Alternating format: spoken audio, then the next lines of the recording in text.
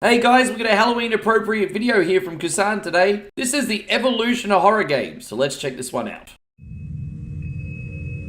I never ever played 3D Monster Maze. I wonder if this was an old PC game. Kinda looks like it. Does sort of look a bit psychological, doesn't it? I've not played Halloween on Atari, but I think I saw the nerd review it. I love that they captured the main theme music for this, by the way. Also, I gotta mention in the early 80s that there were these like dungeon crawlers that first became a thing, like on PC and the Apple II, like Wizardry and I think Dungeons and Dragons at the time. And on the surface, they're not horror games because they're like dungeon exploration games. But you know, playing in the dark, going around corridors and stuff, all of a sudden encountering a dragon and just knowing in the later levels you could meet your demise at any moment was psychologically unnerving. Just a thought there, really. But, okay, Halloween. Yeah, Mike Myers with a knife there. They had an Evil Dead game too? What was this on? I've never played this one either. Commodore 64. Looks like Commodore 64. That little static screen sort of gives it away. Now we got the Friday the 13th. Maybe it's another Commodore 64 game. I haven't seen this one. I kind of like the illusion of 3D here in a game from 1985. You didn't often get that in the house at this point in time, so that's nice. I think most of us know the Friday the 13th game on NES, that very annoying side-scrolling game. It's nice to see another option here. This looks kind of neat, actually. Well, there was 3D parts in the NES one too, of course. Kind of had that Goonies 2 vibe. Yeah, right. And Uninvited. Oh, this was part of the Mac Adventure series. See, I sometimes would play Shadowgate, which you could have put on this as well, actually, and Deja Vu. Uninvited's the only one in the Mac Adventure series I didn't play. But I do love... Oh, look at that. It's creepy. And Sweet Home, yeah. I still have to try Sweet Home. I know heavily about this game, mainly from seeing other YouTubers and things like that. The original Resident Evil was heavily inspired by Sweet Home. Apparently Resident Evil, before it became Resident Evil, was going to be a successor to Sweet Home, so I heard, and I think I mentioned that in the video the other day. But yeah, if you want to know where Resident Evil all began, this is it. They have plenty of translations of this in English now. I think it originally only came out in the Famicom, if I'm not mistaken. Geez, a little bit creepy, isn't it? Just the sound effects, the music, the atmosphere, that's pretty neat. Elvira, Mistress of the Dark. Yeah. So, I used to see like a game box with her on it floating around at the Tandy Electronics store in the early 90s. And I didn't know what it was all about. So here we have it right now. It looks like a Dungeons and Dragons sort of like Eye of the Beholder style game. It's kind of cool. I think you just play as a single party member though. And Alone in the Dark, this is pretty famous. This sort of started the whole 3D isometric horror genre right here. This was generally creepy. I mean, these games are really good because they allow the player to get inside their own head. And now we got the 7th guest. I vaguely heard about this one too. Kind of really slow-moving horror games like this and D and all that back in the day. We came a long way on the loading times, that's for sure. Well, that reminds me of, like, the dolls in, like, the Resident Evil games. Oh, Clock Tower. Oh, bro. So I think this is the Super Nintendo version. Again, a Super Famicom release. You can get it translated. I have it floating around. I grew up with the PlayStation version. That one's also fantastic. That's on more of a 3D perspective. It's a mixture of psychological horror and jump scare horror. The Scissor Man is a very, very terrifying villain. And one of the better ones. The only thing that kind of ruins my experience of not playing this, but ever streaming it, is the slow pacing. A lot of games in the mid-90s were very genuinely scary, but slow paced. But if you're playing it in your own time and you're getting immersed in the universe and you're just taking your time to feel the whole experience, I think these games still hold up by yourself. This is a frightening 16-bit game.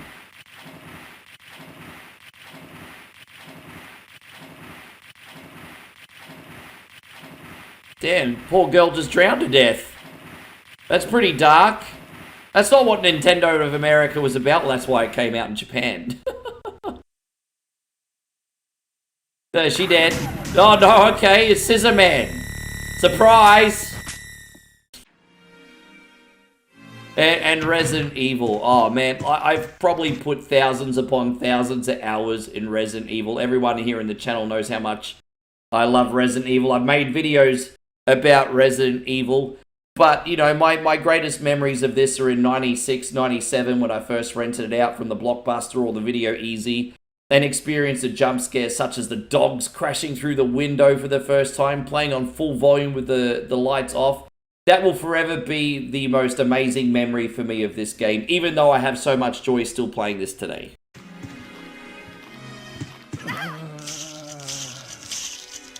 This is something that's just so, like, uneasy about just getting grabbed by a zombie no matter how much you try to get away from them. It still throws me off my game to this day. Obviously, we're a bit desensitized to the original Resident Evil now. And Resi 2. I mean, Resident Evil 1 walked so the second one could crawl, hey? Or walk even. Run. Not doing very good with the analogies today. But let's just enjoy this masterpiece. 2 CDs, you could play as Leon or Claire. Both adventures were slightly different. And then you had Scenario A and B, which made it replayable again. Just a wonderful experience. Introducing new characters that are still popular today as well. And Silent Hill. Oh, yeah. My dad imported this one for me from overseas. And to this day, it's still the only Silent Hill game that I actually played all the way through. I still need to play through the other ones. But this is incredible. I mean, you had the Resident Evil style action, and for sure the occasional jump scare. But what I loved about Silent Hill was just so many areas, and a mixture of the sound effects and the music and everything. There wasn't many points in the game where you didn't have that feeling of uneasiness. Even if nothing was going to jump out and grab you straight away. This game had a way of always getting players in their own head. This was brilliant by Konami, that's for sure. Very special game. Apparently they're going to remake the original one. I hope they do. I'd love to play through that again. Now this was at the beginning, if I'm not mistaken. What a way to start. And Silent Hill 2. I mean, we got the remake now. I'll have to pick that up on the PlayStation 5 as soon as I can. I did try to play this game, but I just felt like the original was a bit slow paced, so I didn't continue with it. That's wrong, hey? Because I just didn't think I was going to stream it, if that makes sense. But I do want to try the new one. Jeez, that's just messed up.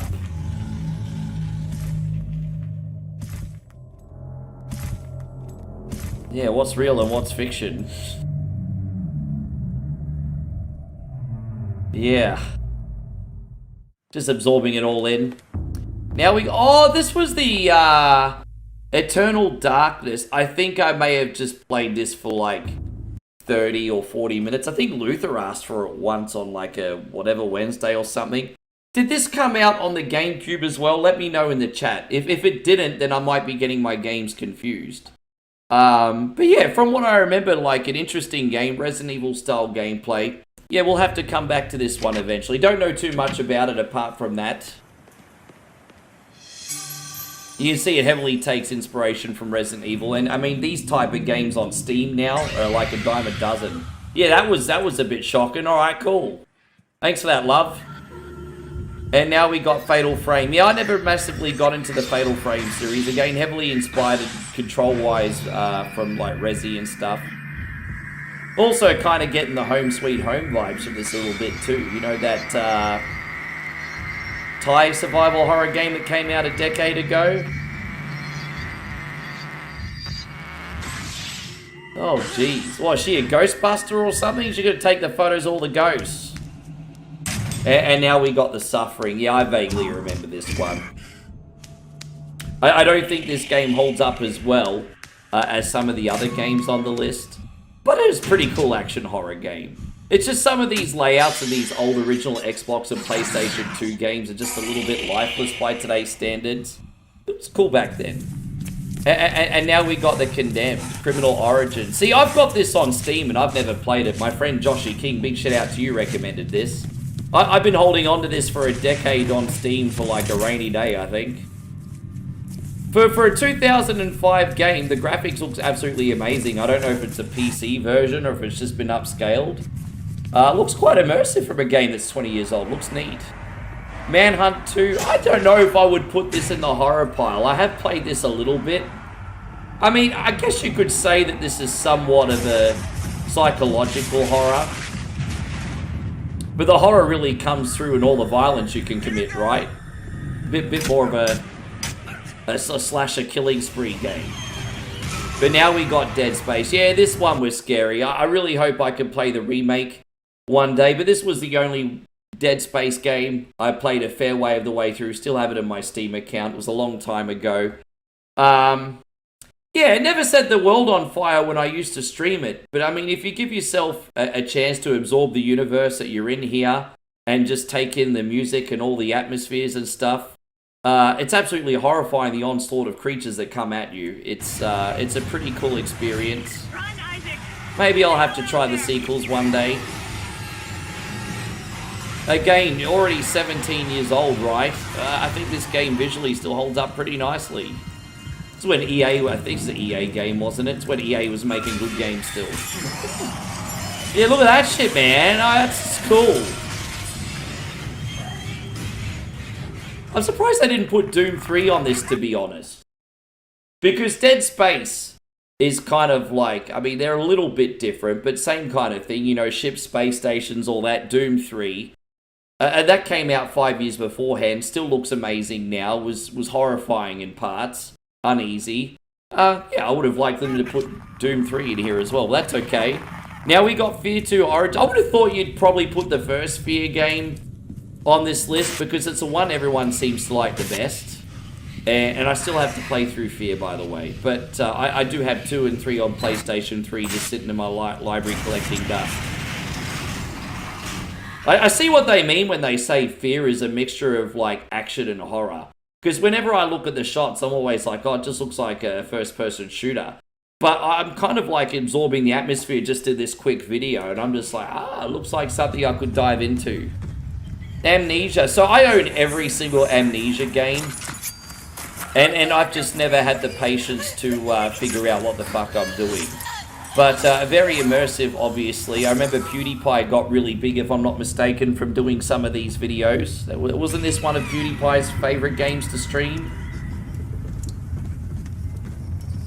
Does anyone in the chat want to give me like some Amnesia lessons? Who can teach me how to play?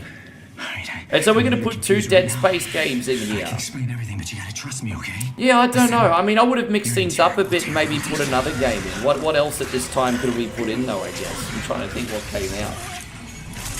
Jeez, that's pretty gross, isn't it? I mean, fair play. Now I'm watching this. It's pretty horrifying. Oh, jeez! I wonder if they're going to put The Last of Us on this with the clickers and everything. That'd be coming up pretty soon. Yeah, you probably want to get... Okay. Jeez, this game looks alright, eh? Oh, what, Slender? Is this the same as Slender Man? I've got Slender Man in my library. Been a long time since I've had a look at it. I don't know how many games are in this franchise. Didn't they just bring out a remaster of Slender Man as well? It's a bit unnerving. And Outlast. Oh, bro. And so, the thing with Outlast, there's 2 reasons why it's brilliant. One, because of the genuine terrifying things that come after you that you have to stealthily hide from. And the other is like managing like your batteries in order to have enough light to see where you're going and things like that. I've played this, I'll have to admit, with the infinite battery mod before, and it's not the same, because you get the double whammy if you play it the way it was intended. You know, everything within the game scaring you, and then you scaring yourself by having to use your resource management, if that makes sense. Yeah, at the time, Outlast is a special game. I can't believe the original is already 12 years old. I think I got this on the PSN for free when I first got my PlayStation 4. I think I got this for free, I think. It's a pretty generous game back then to give away for free. It's one way to get people on PSN. And PT. Which one's this one? I don't think I know PT.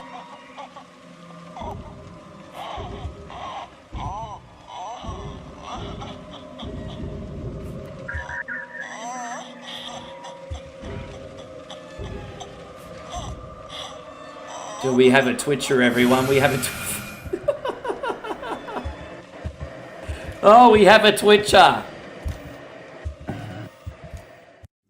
Alien Isolation. Okay, yeah, this one's worth talking about. And I've streamed this before, but this is a game I kind of usually like to play on my own because you want to take your time, absorb the atmosphere. And when you play this on the higher difficulties, it really does feel like you're in a desperately hopeless aliens movie. And the alien chasing you around is not the only thing to be fearful of. It's like the androids, it's like the other human bandits and everything. And survival just seems like such a slim chance. There's just an overwhelming sense of dread in Alien Isolation. It's a really special game. Again, I used a mod in this where I had unlimited ammo. Wasn't the same experience. Trust me, play this as it was intended, and if you can push through and somehow survive, yeah, you'll be rewarded. It's a wonderful game. Came out on PS3 too. And I think it got re-released on PS4. I also have this on PC. Look at this thing. They mostly come out at night, mostly. Yeah, this is a wonderful game. And what do we got? Soma. I own Soma. I didn't realize Soma was 10 years old. And I'm looking forward to seeing the clips here because I actually bought Soma specifically for streaming about 2 years ago during a Steam sale. And guess what? I never put it on. And, you know, I have, like, a disgusting amount of games on my Steam library, all well intended for the most part. Oh, I'll stream that, and I'll never stream that. This one's collecting dust. Maybe one day I'll pull it out. I'd love to see more about Soma.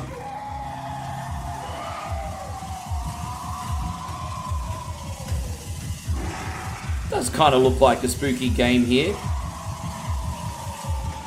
So you got to outrun monsters, is it? Or are you outrunning your mind? Oh, getting a little bit deep there.